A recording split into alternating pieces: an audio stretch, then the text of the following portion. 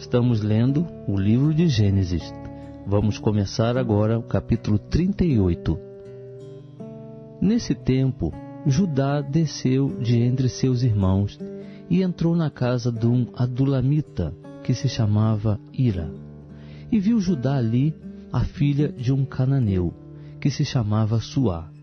Tomou-a por mulher e esteve com ela. Ela concebeu e teve um filho, e o pai chamou-lhe Tornou ela a conceber e teve um filho, a quem ela chamou Onã. Teve ainda mais um filho e chamou-lhe Selá. Estava Judá em Quezibe quando ela o teve. Depois Judá tomou para o seu primogênito, uma mulher por nome Tamar. Ora, o primogênito de Judá, era mau aos olhos do Senhor, pelo que o Senhor o matou. Então disse Judá a Onã: Toma a mulher de teu irmão, e, cumprindo-lhe o dever de cunhado, suscita descendência a teu irmão. Onã, porém, sabia que tal descendência não havia de ser para ele, de modo que toda vez que se unia à mulher de seu irmão, derramava o sêmen no chão, para não dar descendência a seu irmão. E o que fazia era mal aos olhos do Senhor, pelo que o matou também a ele. Então disse Judá a Tamar sua nora: Conserva-te viúva em casa de teu pai, até que Selá, meu filho, venha ser homem, porquanto, disse ele, para que porventura não morra também este com seus irmãos. Assim se foi Tamar e morou em casa de seu pai. Com o correr do tempo, morreu a filha de Suá, mulher de Judá. Depois de consolado, Judá subiu a Timnate para ir ter com os tosqueadores das suas ovelhas, ele e Hira seu amigo, o adulamita. E deram aviso a Tamar, dizendo: Eis que o teu sogro sobe a Timnate para tosquear as suas ovelhas.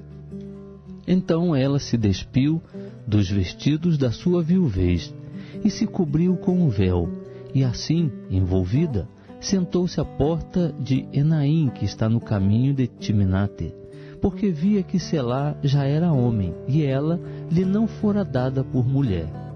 Ao vê-la, Judá julgou que era uma prostituta, porque ela havia coberto o rosto, e dirigiu-se para ela no caminho, e disse: Vem, deixa-me estar contigo, porquanto não sabia que era sua nora.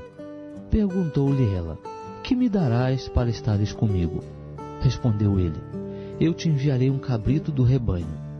Perguntou ela ainda: Dar-me-ás um penhor até que o envies? Então ele respondeu: Que penhor é que te darei? Disse ela: O teu selo com a corda e o cajado que está em tua mão. Ele, pois, lhes deu, e esteve com ela, e ela concebeu dele. E ela se levantou e se foi. Tirou de si o véu e vestiu os vestidos da sua viuvez. Depois Judá enviou o cabrito por mão do seu amigo adulamita para receber o penhor da mão da mulher, porém ele não a encontrou. Pelo que perguntou aos homens daquele lugar: Onde está a prostituta que estava em Enaim junto ao caminho? E disseram: Aqui não esteve prostituta alguma. Voltou, pois, a Judá e disse: Não a achei. E também os homens daquele lugar disseram: Aqui não esteve prostituta alguma. Então disse Judá: Deixa-a ficar com o penhor, para que não caiamos em desprezo. Eis que enviei este cabrito, mas tu não a achaste. Passados quase 3 meses, disseram a Judá: Tamar, tua nora, se prostituiu. Eis que está grávida da sua prostituição. Então disse Judá: Tirai-a para fora, e seja ela queimada. Quando ela estava sendo tirada para fora, mandou dizer ao seu sogro: Do homem a quem pertencem estas coisas eu concebi. E disse mais: Reconhece, peço-te, de quem são estes o selo com o cordão e o cajado. Reconheceu-os, pois, Judá, e disse: Ela é mais justa do que eu, porquanto não a dei a meu filho Selá, e nunca mais a conheceu. Sucedeu que, ao tempo de ela dar à luz, havia gêmeos em seu ventre. E dando ela à luz, um pôs fora a mão, e a parteira tomou um fio encarnado e o atou em sua mão, dizendo: Este saiu primeiro. Mas recolheu ele a mão, e eis que seu irmão saiu. Pelo que ela disse: Como tens tu rompido? Portanto, foi chamado Pérez. Depois saiu o seu irmão, em cuja mão estava o fio encarnado, e foi chamado Zerá. Estamos lendo o livro de Gênesis. Vamos começar agora o capítulo 39. José foi levado ao Egito, e Potifar, oficial de Faraó, capitão da guarda, egípcio, comprou-o da mão dos ismaelitas que o haviam levado para lá. Mas o Senhor era com José, e ele tornou-se próspero, e estava na casa do seu senhor, o egípcio. E viu o seu senhor que Deus era com ele, e que fazia prosperar em sua mão tudo quanto ele empreendia. Assim José achou graça aos olhos dele, e o servia, de modo que o fez mordomo da sua casa, e entregou na sua mão tudo o que tinha. Desde que o pôs como mordomo sobre a sua casa e sobre todos os seus bens, o Senhor abençoou a casa do egípcio por amor de José. E a bênção do Senhor estava sobre tudo o que tinha, tanto na casa como no campo. Potifar deixou tudo na mão de José, de maneira que nada sabia do que estava com ele, a não ser do pão que comia. Ora, José era formoso de porte e de semblante. E aconteceu depois destas coisas, que a mulher do seu senhor pôs os olhos em José e lhe disse: Deita-te comigo. Mas ele recusou e disse à mulher do seu senhor: Eis que o meu senhor não sabe o que está comigo em sua casa, e entregou em minha mão tudo o que tem. Ele não é maior do que eu nesta casa, e nenhuma coisa me vedou, senão a ti, porquanto és sua mulher. Como, pois, posso eu cometer este grande mal e pecar contra Deus? Entretanto, ela estava com José dia após dia. Ele, porém, não lhe dava ouvidos para se deitar com ela ou estar com ela. Mas sucedeu, certo dia, que entrou na casa para fazer o seu serviço, e nenhum dos homens da casa estava lá dentro. Então ela, pegando-o pela capa, lhe disse: Deita-te comigo. Mas ele, deixando a capa na mão dela, fugiu, escapando para fora. Quando ela viu que ele deixara a capa na mão dela e fugira para fora, chamou pelos homens de sua casa e disse-lhes: Vede, meu marido trouxe-nos um hebreu para nos insultar. Veio a mim para se deitar comigo, e eu gritei em alta voz. E ouvindo ele que eu levantava minha voz e gritava, deixou aqui a sua capa e fugiu, escapando para fora. Ela guardou a capa consigo, até que o senhor dele voltou à casa. Então falou-lhe conforme as mesmas palavras, dizendo: O servo hebreu que nos trouxeste veio a mim para me insultar. Mas, levantando eu a voz e gritando, ele deixou comigo a capa e fugiu para fora. Tendo seu senhor ouvido as palavras de sua mulher, que lhe falara, dizendo: Desta maneira me fez o teu servo, a sua ira se acendeu. Então o senhor de José o tomou e o lançou no cárcere, no lugar em que os presos do rei estavam encarcerados, e ele ficou ali no cárcere. O Senhor, porém, era com José, estendendo sobre ele a sua benignidade e dando-lhe graças aos olhos do carcereiro, o qual entregou na mão de José todos os presos que estavam no cárcere. E era José quem ordenava tudo o que se fazia ali.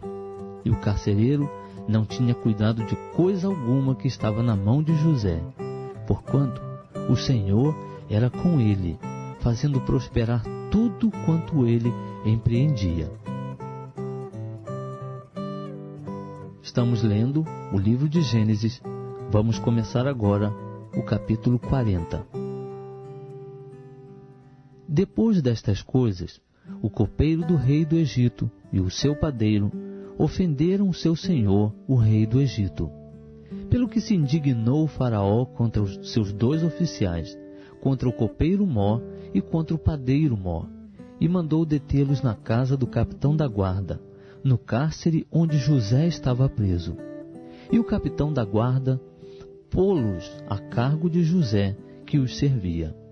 Assim, estiveram por algum tempo em detenção.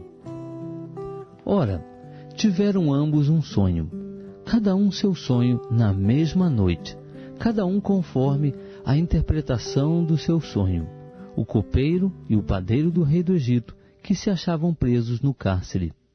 Quando José veio a eles pela manhã, viu que estavam perturbados. Perguntou, pois, a esses oficiais de Faraó, que com ele estavam no cárcere da casa de seu senhor, dizendo: Por que estão os vossos semblantes tão tristes hoje?